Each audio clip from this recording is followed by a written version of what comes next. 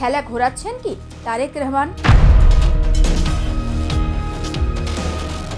এখন তারেক রহমানও কি মনে করছেন যে জামাতের বিরুদ্ধে যুদ্ধাপরাধের বিচার হওয়া উচিত? 1971-এ যে ঘটনা ঘটেছিল তার সঙ্গে জামাত জড়িত ছিল। 1971 সালে তারা তাদের নিজেদের স্বার্থ রক্ষার্থে কিভাবে লক্ষ লক্ষ মানুষকে হত্যা করেছে।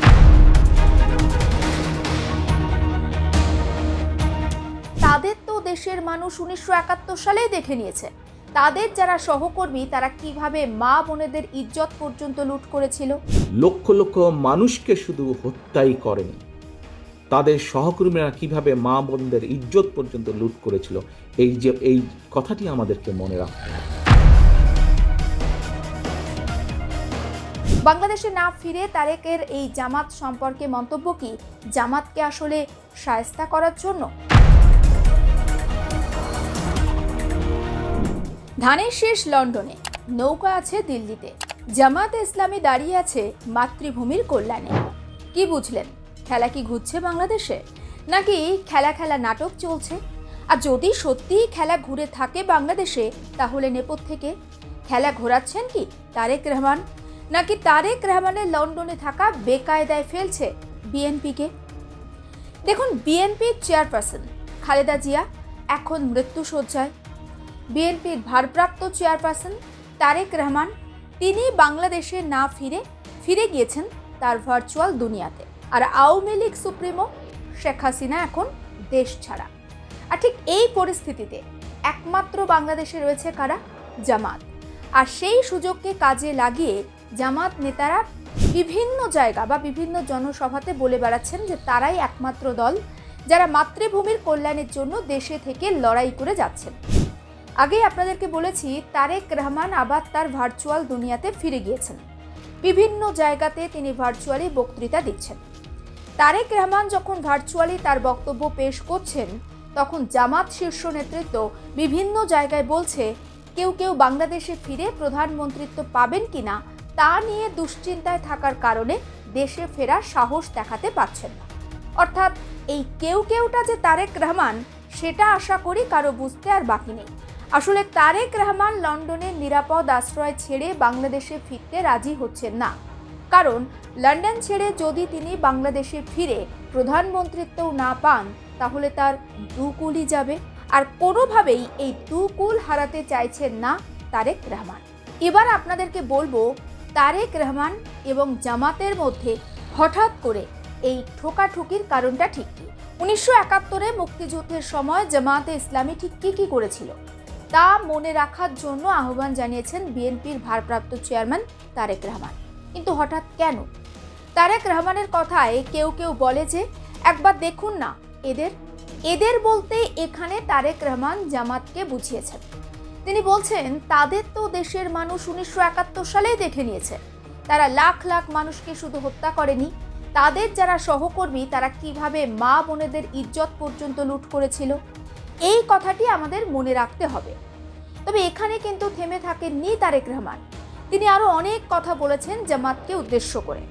তিনি বলেছেন একটি রাজনৈতিক দলের কিছু ব্যক্তি বা বেশ কিছু ব্যক্তি বিভিন্ন জিনিসের টিকিট বিক্রি করে বেড়াচ্ছেন। কিসের টিকিট সেটা তারেক রহমানই ভালো বলতে পারবেন। বিভিন্ন জিনিসে তারা কনফার্মেশন বা নিশ্চয়তা দিয়ে বেড়াচ্ছেন। দোজক বেহেশত দুনিয়া সব কিছুর মালিক আল্লাহ। যেটার মালিক আল্লাহ সেটার কথা একমাত্র আল্লাহ তাআলাই বলতে পারেন।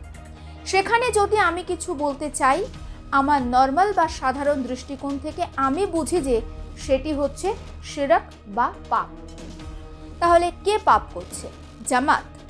তারেক রহমান তার বক্তব্যের মাধ্যমে জামাত নেতাদের আক্রমণ করার সময় কিন্তু একবারও জামাতের নাম মুখে উচ্চারণ করেননি। তিনি বাংলাদেশের রাজনৈতিক দলের কথা বোঝাতে বেশ কিছু কোড ল্যাঙ্গুয়েজ ব্যবহার করেন। এই যেমন আওয়ামী লীগের ক্ষেত্রে তিনি ব্যবহার করেন পলাতক স্বৈরাচারী শব্দটি, জামাতকে বোঝাতে তিনি ব্যবহার করেন একটি গোষ্ঠী এই শব্দবন্ধটি। বক্তব্যের শুরুতে বেশ অভিমানের সুরে খালেদা পুত্রকে বলতে শোনা গিয়েছে কিছু মানুষ বা কোনো গোষ্ঠীকে ইদানিং বলতে শুনেছি বা বিভিন্ন জায়গায় কেউ সোশ্যাল মিডিয়াতে বলে বেড়াচ্ছেন যে রাষ্ট্রের ক্ষমতায় অমুককে দেখলাম, তমুককে দেখলাম, এবার অমুককে দেখুন। অর্থাৎ বাংলাদেশে ক্ষমতায় যারা এতদিন ছিলেন তাদের উদ্দেশ্য করেই বলেছেন তারেক রহমান। এবং যারা কথায় বলে অমুক দেখুন তমুককে দেখুন, তাদের মানুষ তো 1971 সালেই দেখে নিয়েছে। 71-এ তারা নিজেদের স্বার্থ রক্ষার্থে কিভাবে লাখ লাখ বাংলাদেশবাসীকে হত্যা করেছে, ঠিক যেভাবে পতিত স্বৈরাচার পালিয়ে যাওয়ার আগে হাজার হাজার মানুষকে হত্যা করেছিল ক্ষমতা ধরে রাখার জন্য, অর্থাৎ 2024-এর 5ই আগস্টের আগে। এই যাদের কেউ কেউ বলে যে একবার দেখুন না, বা বলে একবার দেখুন না, এদের দেশের মানুষ 71 সালেই দেখে নিয়েছে। তাদেরকে তো দেশের মানুষ 1971 সালেই দেখেছে। কিছু কিছু মানুষ বা কোনো গোষ্ঠী ইদানিং বলতে শুনেছি, বা বিভিন্ন জায়গায় কেউ কেউ সোশ্যাল মিডিয়ায় বলে যে অমুককে দেখলাম তমুককে দেখলাম তমুককে দেখলাম। এবার অমুককে দেখুন। যাদের কথা বলে অমুককে দেখুন, প্রিয় সহকর্মীবৃন্দ, তাদেরকে তো দেশের মানুষ 1971 সালেই দেখেছে। যে 1971 সালে তারা তাদের নিজেদের স্বার্থ রক্ষার্থে কিভাবে লক্ষ লক্ষ মানুষকে হত্যা করেছে, ঠিক যেভাবে পতিত স্বৈরাচার পালিয়ে যাওয়ার আগে হাজারো হাজারো মানুষকে হত্যা করেছিল ক্ষমতা ধরে রাখার জন্য। এই যাদেরকে কেউ কেউ বলে যে একবার দেখুন না তাদেরকে দেশের মানুষ 71 সালেই দেখেছে নিজেদের রাজনৈতিক স্বার্থ রক্ষার্থে লক্ষ লক্ষ মানুষকে শুধু হত্যাই করেনি, তাদের সহকর্মীরা কিভাবে মা বোনদের ইজ্জত পর্যন্ত লুট করেছিল। এই কথাটি আমাদেরকে মনে রাখতে হবে। এখন প্রিয় ভাই বোনেরা, কথা অনেক হয়েছে, আমাদের লক্ষ্য একটাই, আমাদের উদ্দেশ্য একটাই, কি? দেশকে আমাদের গড়তে হবে। এই দেশকে শহীদ জিয়া গড়েছেন। দেশ স্বাধীনের পরে যখন এই দেশে দুর্ভিক্ষ হয়েছে, শহীদ জিয়া যখন দেশ পরিচালনার দায়িত্ব পেয়েছিলেন, এই দুর্ভিক্ষ কবলিত দেশকে উনি খাদ্য রফতানির দেশে পরিণত করেছিলেন। ঠিক একইভাবে পরবর্তীতে 90 স্বৈরাচারের পরে এই দেশকে আবারও দেশনেত্রী খালেদা জিয়া গড়েছিলেন।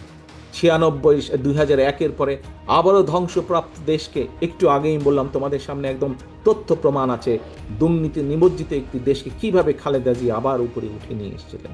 আর জামাত নেতৃত্বে প্রচার কৌশল কি জানেন? ধানের শীষ, দুই সাপের একই বিষ।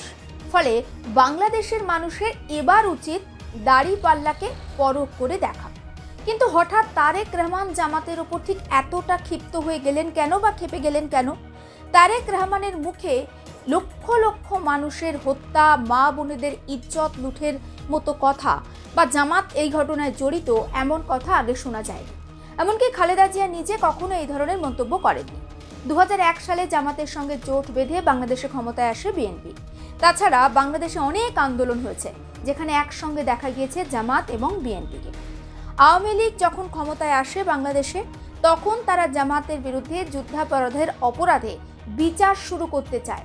তখনও কিন্তু বিরোধিতা করেছিলেন খালেদা জিয়া। তাহলে এখন তারেক রহমানও কি মনে করছেন যে জামাতের বিরুদ্ধে যুদ্ধাপরাধের বিচার হওয়া উচিত? 1971-এ যে ঘটনা ঘটেছিল তার সঙ্গে জামাত জড়িত ছিল। এতদিন পর তারেক রহমানের মুখে জামাত সম্পর্কে এমন মন্তব্য বেশ তাৎপর্যপূর্ণ।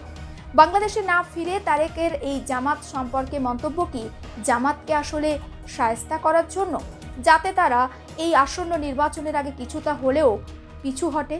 তিনি আবার এটাও বলছেন সামনে আরো কঠিন সময় অপেক্ষা করছে। সামনের সময়গুলো খুব একটা ভালো নয়। বিভিন্নভাবে বিভিন্ন ষড়যন্ত্র হচ্ছে। জনগণকে সঙ্গে নিয়ে গণতন্ত্র প্রতিষ্ঠার মাধ্যমে বিএনপিকে এই ষড়যন্ত্র রুখে দিতে হবে। 2024 সালের 5ই আগস্টের পর থেকে অনেকবার বলেছি, সামনে অনেক কঠিন সময় আসবে, বিভিন্ন ষড়যন্ত্র হবে, গণতন্ত্রের উত্তরণের পথ আরও কঠিন হবে। কে তাহলে ষড়যন্ত্র করছে বিএনপির বিরুদ্ধে? কারা চাইছে বিএনপিকে বেকায়দায় ফেলতে? কাদেরকে উদ্দেশ্য করে এই ধরনের মন্তব্য করলেন তাহলে খালেদা পুত্র? তিনি কি কিছু তাহলে আঁচ করছেন? দেখুন, এই মুহূর্তে বাংলাদেশের যে অবস্থা, তাতে করে বলা যেতে পারে জামাত একটু হলেও অ্যাডভান্টেজের জায়গায় রয়েছে। তাহলে সেই অ্যাডভান্টেজের জায়গায় থেকে জামাত কি ষড়যন্ত্র করছে বিএনপির বিরুদ্ধে? তাই কি কিছুটা বিরক্ত হয়ে তারেক রহমান বলেছেন, সকল ষড়যন্ত্র রুখে দেওয়ার অন্যতম উপায় হলো গণতন্ত্র, গণতন্ত্র এবং গণতন্ত্র। সমস্ত ষড়যন্ত্রের পাশ কাটিয়ে আগামী ফেব্রুয়ারির নির্বাচনের মধ্য দিয়ে দেশে গণতন্ত্রের প্রতিষ্ঠা করবে বিএনপি। এখন লক্ষ্য একটাই, দেশকে গড়তে হবে। জিয়াউর রহমান দুর্ভিক্ষ কবলিত বাংলাদেশকে খাদ্য রপ্তানির দেশে পরিণত করেছিলেন। এরপরে দুর্নীতি নিমজ্জিত ধ্বংসপ্রাপ্ত একটি দেশকে বেগম খালেদা জিয়া উপরের দিকে উঠিয়ে নিয়ে এসেছিলেন। গত 1.5 বছরে অনেক সংস্কার হয়েছে, আর সংস্কার দরকার নেই। এখন সবচেয়ে বেশি যেটা প্রয়োজন বাংলাদেশের, সেটা হলো মানুষের ভাগ্যের পরিবর্তন। মুক্তিযুদ্ধের সময় মানুষ ঠিক যেমনভাবে কাঁধে কাঁধ মিলিয়ে যুদ্ধ করেছে, ঠিক তেমনি সবাইকে এখন ঐক্যবদ্ধভাবে দেশ গড়ার কাজে নেমে পড়তে হবে। তাহলে জামাতের সঙ্গে সঙ্গে কি অন্তর্বর্তী সরকারকেও একটু ঠুকে দিলেন বিএনপির চেয়ারপারসন বা বিএনপির ভারপ্রাপ্ত চেয়ারম্যান তারেক রহমান? তিনি কি বোঝাতে চাইলেন যে দেশে না থেকেও বিদেশে থেকেও যে কিভাবে শক্ত হাতে রাশ ধরতে হয় সেটা তিনি খুব ভালোভাবেই জানেন? অবশ্যই জামাতের ঠিক কি বক্তব্য থাকে নজর রাখবো আমরা। নজর রাখুন আপনিও আর প্লাস নিউজ ডিজিটাল।